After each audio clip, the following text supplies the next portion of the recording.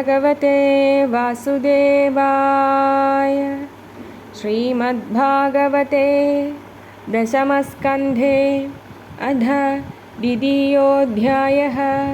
श्रीशुक उवाच प्रलम्बबकचाणूरतृणावर्तमहाशनैः मुष्टिकारिष्टद्विविधभूतनागेशिधेनुकैः अन्यैश्चासुरभूपालैर्बाणभौमादिभिर्युतः अदूनां कदनं चक्रे बलीमाघदसंश्रयः।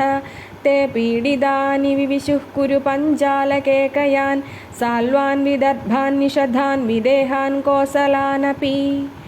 एके तमनुरुन्धानाज्ञादयः पर्युपासते हतेषु षट्सु बालेषु देवक्या अग्रसेनिना। सप्तमो वैष्णवं धाम यमनन्दं प्रजक्षते गर्भो बभूव देवक्या हर्षशोकविवर्धनः। भगवानपि विश्वात्मा विदित्वा कंसचं भयं यदूनां निजनाथानां योगमायां समादिशत।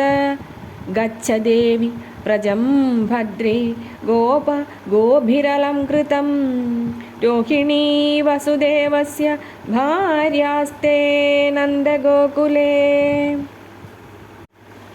अन्याश्च कंससंविघ्ना विवरेषु वसन्तिः देवक्या जठरे गर्भं शेषाख्यं धाम मामकं तत्सन्निकृष्य रोहिण्या उदरे सन्निवेशय अधाहमंशभागेन देवक्या पुत्रदां शुभे प्राप्स्यामि त्वं यशोदायां नन्दपत्न्यां भविष्यसि।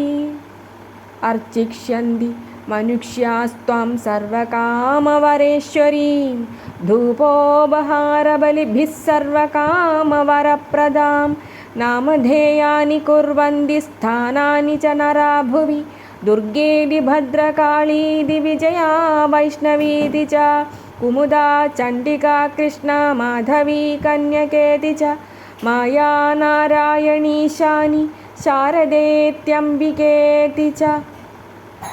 गर्भसंकर्षणात्तं वै प्राहुः संकर्षणं भुवि रामेदि लोकरमणात् बलं बलवदुच्छ्रयात् सन्दिष्टैवं भगवता तथेत्योमिति तद्वचः प्रतिगृह्य परिक्रम्य गां गदा तत्तथाकरोत्।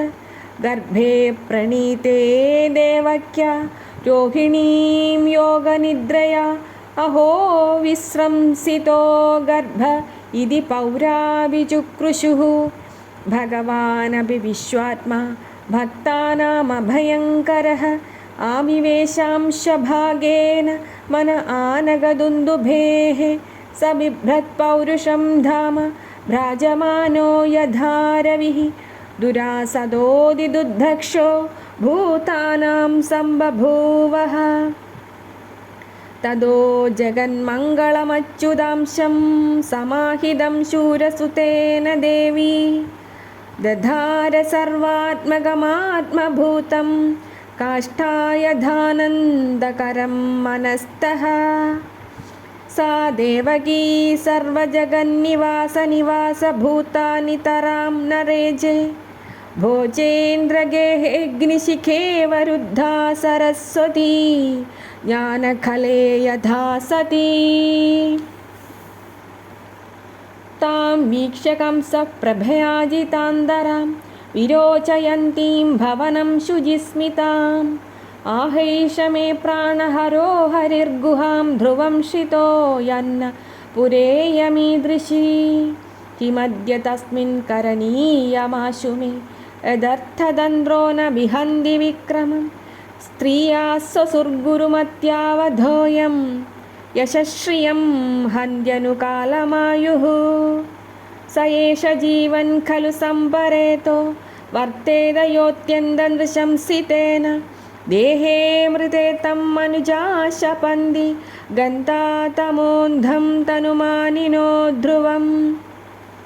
इति घोरतमाद्भावात् सन्निवृत्तः स्वयं प्रभुः आस्ते प्रदीक्षंस्तज्जन्म हरेर्वैरानुबन्धकृत आसीनः संविशंस्तिष्ठन् भुञ्जानः पर्यटन् महीं चिन्तयानो ऋषिकेशमपश्यत् तन्मयं जगत् ब्रह्मा भवश्च तत्रैत्य मुनिभिर्नारदादिभिः देवैः सानुचरैः साकं गीर्भिर्वृणशमैडयन्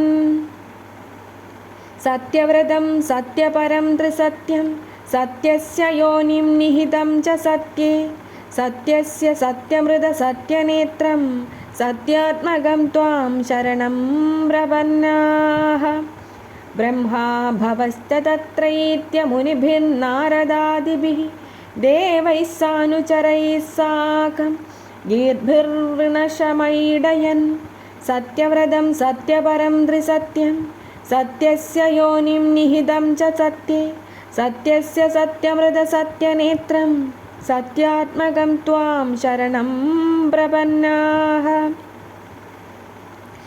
एकायनोऽसौ द्विफलस्त्रिमूलश्चतुरसः पञ्चविधः षडात्मा सप्तोत्तगष्टविटपो नवाक्षो दशच्चदीद्विखगो ह्यादिवृक्षः त्वमेक एवास्य सदः प्रसूदिस्त्वं सन्निधानं त्वमनुग्रहश्च त्वन्मायया संवृतचेतसस्त्वां पश्यन्ति नानान विभश्चितो ये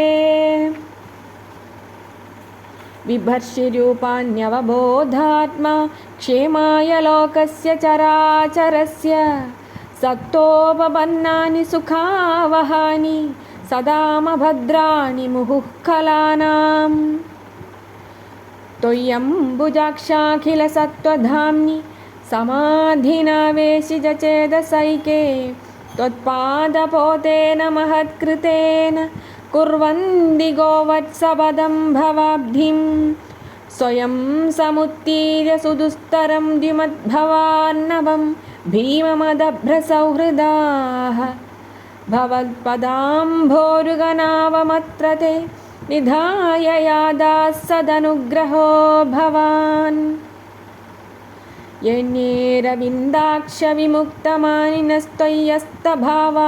यण्येरविन्दाक्षविमुक्तमानिनस्त्वय्यस्तभावादविशुद्धबुद्धयः आरुह्य कृच्छ्रेण परं पदं ततः पदन्त्यधोनादृदयुष्मदङ्घ्रयः तथा न ते माधवतावगाः क्वचित् पश्यन्ति मार्गात् त्वयि बद्धसौहृदाः त्वयाभिगुप्ता विचरन्ति निर्भया विनायकानीकपमूर्धसु प्रभो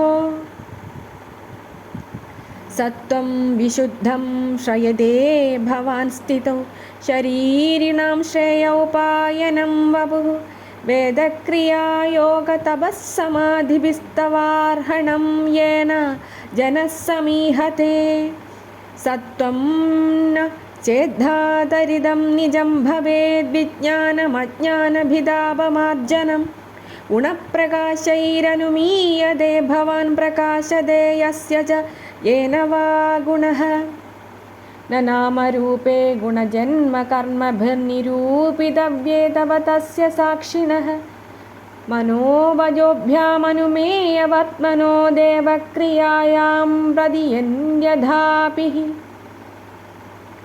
शृण्वन् गृणन् संस्मरयंश्च चिन्तयन् नामानि रूपाणि च मङ्गलानि ते क्रियासु यस्त्वच्चरणारविन्दयोराविष्टचेदा न भवाय कल्पते दिष्ट्या हरेस्या भवतः पदो भुवो भारोपनीतस्तव जन्मनेशितुः दिष्ट्याङ्गितां त्वत्पदकैः सुशोभनैर्द्रक्ष्यामगां च तवानुकम्बिताम् न ते भवस्येष भवस्य कारणं विना विनोदं वद तर्कयामहे भवो निरोधस्थितिरप्यविद्यया कृदा यदस्त्वय्यभयाश्रयात्मनि मत्स्याश्चकच्चपनृसिंहवराहहंसराजन्यविप्रविबुधेषु कृतावतारः त्वं वासिनस्त्रिभुवनं च यथाधुनेश भारं भुवो हर यदुत्तमवन्दनं ते दिष्ट्याम्बते कुच्चिगदः परः पुमानं शेन साक्षात् भगवान् भवायनः मा भूद्भयं भोजपदेर्मुमूर्षोर्गोप्ता यदूनां भविता तवात्मजः। श्रीशुक उवाच इत्यभिष्टूय पुरुषं यद्रूपमनिदं यथा ब्रह्मेशानो पुरोधाय देवाः प्रदिययुर्दिवम्। हरि ओं तत्सद् श्रीमद्भागवते महापुराणे पारमहंस्यां संहितायां दशमस्कन्धे पूर्वार्धे गर्भगदविष्णो ब्रह्मादिकृतस्तुतिर्नाम द्वितीयोऽध्यायः। सर्वत्र गोविन्दनामसङ्कीर्तनं गोविन्द गोविन्द। श्रीहरये नमः।